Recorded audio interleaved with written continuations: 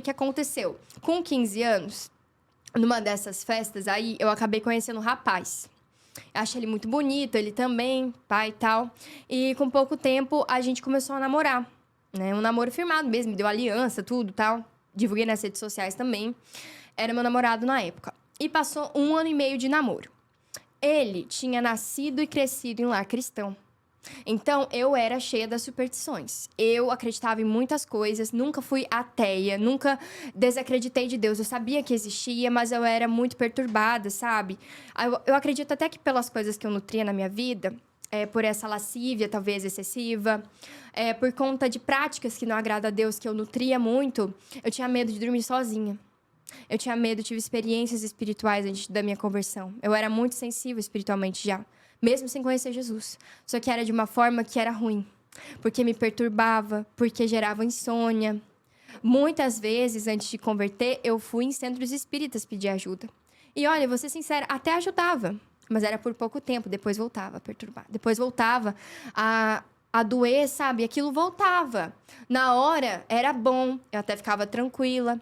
Mas depois voltava aquela maldição, aquela coisa me perturbar.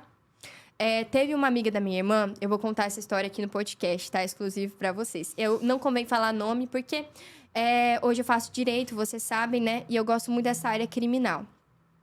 E aconteceu que ela era uma pessoa muito próxima de nós e ela desapareceu.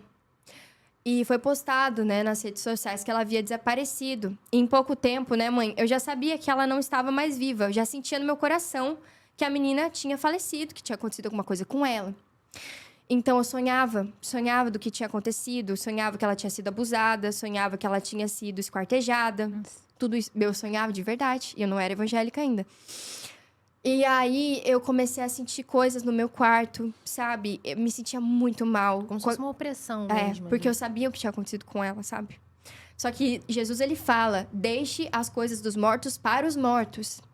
E, infelizmente, no mundo secular, as pessoas incentivam o contato com gente morta. Isso é extremamente prejudicial. Assim, eu acho que é muito... te oprime. E também eu creio que Satanás, ele se faz em forma de pessoas que já faleceram pra te perturbar. Eu acredito nisso, tá? Porque era a sensação que eu tinha. Aí, algum tempo depois, acho que depois de 1 ano, descobriram que realmente o corpo não foi encontrado, mas mandaram matar porque ela estava envolvida com coisas erradas, com traficantes, etc. E ela deu uma informação que não devia. Isso no direito a gente costuma chamar de queima de arquivo. Então, a pessoa não é tratada como uma pessoa. Se ela sabe alguma coisa que não deveria saber e dá uma informação que não deveria dar, não importa quem você é, não importa se você tem família, não importa se você tem pessoas queridas pra você, É uma morte eles com mandam sofrimento. matar. Exatamente, não importa, sabe? Manda matar. Aqui no Rio vocês devem ver bastante isso também, né? Infelizmente, por causa do tráfico. Então, ela era envolvida com essas coisas, foi uma pessoa que eu conheci. E eu ficava perturbada, buscava ajuda onde? Centro espírita, com outras entidades, nunca com a pessoa de Cristo. E esse meu, então, namorado da época, ele nunca concordava comigo. Ele falava que ele não concordava, assim, com essa questão do centro espírita. Ele não concordava com o tipo de coisa que eu acreditava. Acreditava A em família signo. dele era evangélica? Era evangélica. Mas ele frequentava? Não mais. Ele frequentava quando ele era pequeno. Mas ele tinha uma base? Tinha. Ele não acreditava em signos. Eu falava disso, ele não gostava. Eu falava assim, olha, eu não acredito nisso aí, não. Eu acredito num Deus, que ele morreu na cruz do Calvário por nós, ressuscitou ao 3º dia. Eu acredito em Jesus. Isso aí que tu tá me falando, Jordana. Assim, tu é minha namorada, mas sinto muito. Eu não concordo. E, no final, ele sempre acabava ganhando as discussões. Por quê? Porque ele falava da palavra. Não tem como vencer a palavra de Deus. Só que ele não vivia também isso. Porque a gente namorava, entendeu? Tinha muita coisa ali errada. E aí, a tia dele, depois de 1 ano e meio de namoro, ela viu meu Instagram. Ela viu as fotos que eu postava. Ela via que todo final de semana tava lá nas festas. Às vezes, bebedeira, com 15 anos de idade. Então, ela disse assim, vem cá, chama a tua namorada aqui em casa, que eu quero conhecê-la, quero conversar com ela. E eu fui. Fui na casa dela pra tomar um cafezinho, que eu já era fã de café, minha mãe que me apresentou o café. E aí, ela disse assim, chama ela que eu quero comer um pão de queijo, conversar. E ela e o esposo dela eram evangélicos, praticantes, são cristãos, uma bênção. E quando eu cheguei na casa dela, nossa, eu senti uma paz, assim, gente, Meu, tu sente, assim, aquele lugar tinha paz do Senhor. Era uma casa que servia ao Senhor. Com 2 filhos pequenos, um de 10 anos e o outro recém-nascido. Sentei pra conversar na mesa com ela e ela começou a me falar de Jesus, sabe? E ela falando os milagres, assim. Ela tava com o bebê no colo, amamentando. Ela disse assim, quem me deu esse bebê foi Deus. Ele é um milagre. Os médicos diziam que eu não podia engravidar. Eu tô com 2 filhos. Eu vou me mudar agora pra uma casa boa, sabe? No campo, tal. Quem me deu a casa foi Jesus. Eu falei, nossa, eu nunca vi alguém falando de Jesus assim. Que tinha tanto relacionamento. Eu via as pessoas falando de Jesus como uma pessoa distante de nós. O Filho de Deus que morreu na cruz e tal. Mas era uma visão distante de Jesus. Você não podia ter um relacionamento. Isso. Que não era uma pessoa relacional. Relacional, pra mim, eram só os santos, as entidades, etc. Eu tinha essa imagem mesmo, gente. Porque até quem é do Rio Grande do Sul pode confirmar. No Rio Grande do Sul tem muito sincretismo religioso. Então, tem muita essa questão de adoração. E ela que começou a me falar que a adoração de imagens não é uma coisa legal, de acordo com a palavra de Deus. Ela, enfim, falou o evangelho ali pra mim. E então, ela viu o meu Instagram e ela começou a falar pra mim, olha, Jô, você é muito linda, sabe? Mas me perdoa, essas suas fotos aqui, você tá se vendendo como uma bijuteria barata. Eu não falo isso nem pelo meu sobrinho. É por você, sabe? Jesus, ele te fez, ele te comprou por um alto preço. E aí ela começou a me explicar. E me explicou do meu pecado também. Coisa que eu nunca tinha ouvido daquela forma tão explícita. Claro que quando a gente erra, a gente sabe, pô. A gente sabe, pô. Quando o negócio não tá certo, uma mentirinha ali, outra aqui, vai dar uma escapadinha ali. Aquilo eu já sabia, pô. Bebida alcoólica fora da idade, sabia que não era certo. Mas nunca tinha me sido apresentada essa visão de pecado. Porque essa palavra pra mim era muito forte, sabe? Pecado, meu Deus. Pecado. É matar alguém, assim, você imaginava que... Exatamente, foi isso que eu pensei. E naquele dia, quando ela me falou aquilo que não estava de acordo com a palavra de Deus na minha vida, porque ela começou a me perguntar. Você faz isso aqui? Eu falei, faço. Pois é. De acordo com a Bíblia, isso é pecado. Você mente pros seus pais? Falava, minto às vezes. Pecado? E eu, assim, fui apresentada para a palavra de Deus. E naquele dia, eu vi que eu não era tão boa assim. Eu não era tão boa quanto os meus colegas de aula falavam. Quanto as pessoas no Instagram me falavam, quanto aqueles homens que ficavam me bajulando pela minha aparência falavam. Eu não era tão boa assim. Porque a gente costuma ter aquele discurso bem genérico, tipo, o que importa é o que Deus pensa de mim. E o que Deus pensava de mim? Se eu era tão alheia a ele, se eu nem falava com ele, não tinha relacionamento, nem o buscava de fato. Então, que tipo de relacionamento é esse? Que tipo de frase é essa? O que importa é que Deus me conhece se você nem relaciona com ele. Então, naquele dia, eu sabia que se eu morresse ali, eu estaria condenado ao inferno. Eu sabia. Fui apresentado o espelho da lei, sabe? Me caiu a ficha. E é por isso que hoje eu acredito nos dons do Espírito Santo, mesmo sendo reformada. Por quê? Depois eu falo sobre isso, pessoal, que eu sou presbiteriana, da igreja presbiteriana.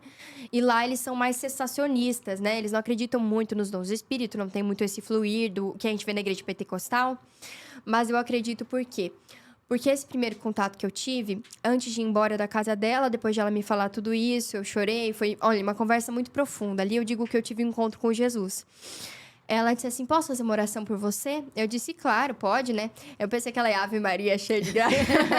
Já pensei que ela ia falar uma oração pronta, né? Mas não, ela começou a orar em línguas estranhas, né? Língua do Espírito Santo. E aí, eu senti fisicamente, não sei se era por conta dessa sensibilidade que eu já tinha antes de converter, mas eu senti fisicamente o Espírito Santo me tocando.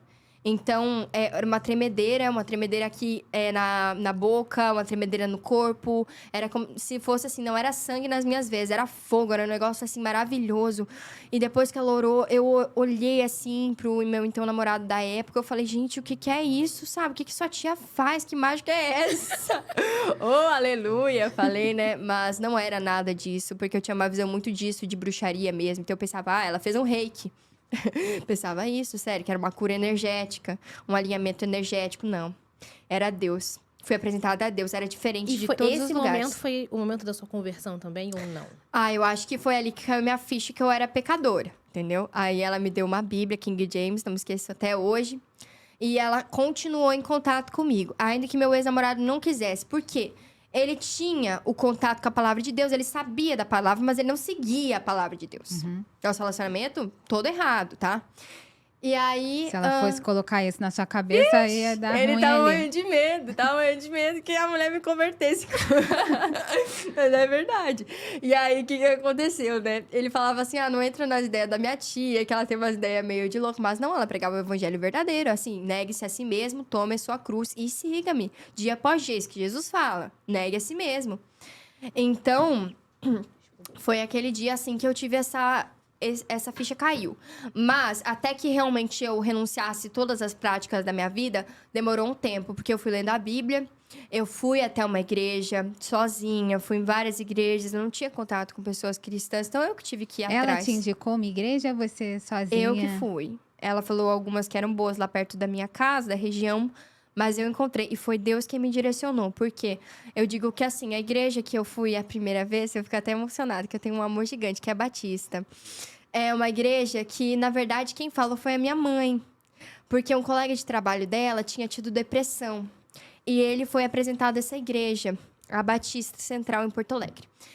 E aí, ele disse que foi uma igreja muito boa porque ninguém ficou em cima dele, sabe? Enchendo o saco, entre aspas. Porque quem não é evangélico tem muito medo disso. Que fique muito em cima, que fique cobrando. Você é evangélico, você não é. Você quer experimentar, você quer conhecer. Se você gostar, você fica, entendeu? Porque às vezes tem muita essa forçação de Sem barra. pressão. Não era isso que eu queria. Eu queria uma liberdade. Aí... eu fui a essa igreja, era um culto de domingo, eles não tinham rede social na época e só tinha uma placa na frente da igreja. Domingo, 7 horas da noite é o culto. Aí eu falei, então tá, então eu vou. Aí meu pai, ele me levou na igreja, era uma igreja com um banquinho de madeira, assim, tal. Bem tradicional. Bem tradicional. Quando eu cheguei lá, era uma igreja cheia de idosos. Não tinha um jovem. E assim, pra mim, aos olhos de uma adolescente que tinha todo esse contexto secular, é óbvio que eu queria uma igreja mais church, né? Com mais jovens, que fosse mais atrativa. Mas eu falo assim, que quando a pessoa ela tá sedenta de Jesus, não importa qual seja a igreja, o que importa é que tenha a palavra. O que importa é se você tá lá pela pessoa de Cristo. Isso é muito importante. Você tem que cuidar o porquê que você vai na igreja. Então, pelas amizades. Se for só por um grupão de jovens ou por um louvor legal, você tá indo pelo motivo errado. Você tá indo pra um clube social. Às vezes por mero emocionalismo, Sim. porque você vê muito lá em São Paulo. Tem muitas igrejas que são ótimas no louvor. Tem um louvor espetacular, uma infraestrutura maravilhosa, um grupo de jovens maravilhoso, mas quando você vai ouvir a palavra, só prega de hipergraça e prosperidade. E assim, claro que a palavra de Deus, ela fala que os filhos de Deus vão colher o melhor dessa terra. Deus, ele tem promessas maravilhosas para nós. Mas se você olha na palavra de Deus, Jesus, ele fala que no mundo tereis aflições, mas tem de bom ânimo, pois eu venci o mundo. Então, se você vai com essa intenção aí, de grupão de jovens, de ter um uma varão mensagem logo, que vai logo. te deixar bem, que depois não vai vai te comer a confrontar. pizza, vai minha tudo de filha. boa. Isso mesmo. Então, Deus, ele me botou lá nessa igreja, que tinha mais idosos mesmo, mais famílias, mas eu me sentei lá no último banquinho. E aí, eu me lembro até hoje que começaram a cantar uma música, que era assim... Há um lugar para todos nessa família de Deus. Muito amor, alegria e paz. Há um lugar para ti. Aí, aquilo me impactou muito, porque ninguém lá me conhecia, não sabiam do meu contexto das redes sociais, que eu era uma menina extremamente exposta. Talvez ali uma pessoa que... fosse o oposto daquilo que a palavra de Deus exigia, certo? Vivi uma vida ímpia. Eu era ímpia, escarnecedora. Antes eu caçoava dos evangélicos. Eu era uma blasfemadora, gente, de verdade. Deus, ele me perdoou mesmo, assim. Então, poxa, cantando que há um lugar para todos nessa família de Deus, para uma pessoa como eu, aquilo para mim foi muito emocionante. E, além disso, as pessoas começaram a se levantar dos seus lugares. Foi antes da pandemia. E começaram a se abraçar. E muitos senhorzinhos, assim, e senhoras de idade começaram a falar assim, olha, nós estamos muito felizes de te ter aqui, nós estamos felizes que você veio. E eu comecei a chorar muito, porque, não sei, é mais do que os louvores, é mais que uma igreja, assim, que parece legal. Era Jesus ali pra mim. Eram pessoas tão pecadoras quanto eu, mas que queriam a presença, a palavra de Deus, também estavam sedentos por isso. E aí eu permaneci na Batista, comecei a fazer trabalho voluntariado lá, toda quarta-feira, participar do grupo de jovens, levei meu testemunho várias vezes em dia de domingo, o pastor ele pedia para eu falar. E assim, muitas bênçãos assim o Senhor fez lá em Porto Alegre. Essa foi a primeira parte mesmo. Mas o meu conteúdo ele começou assim.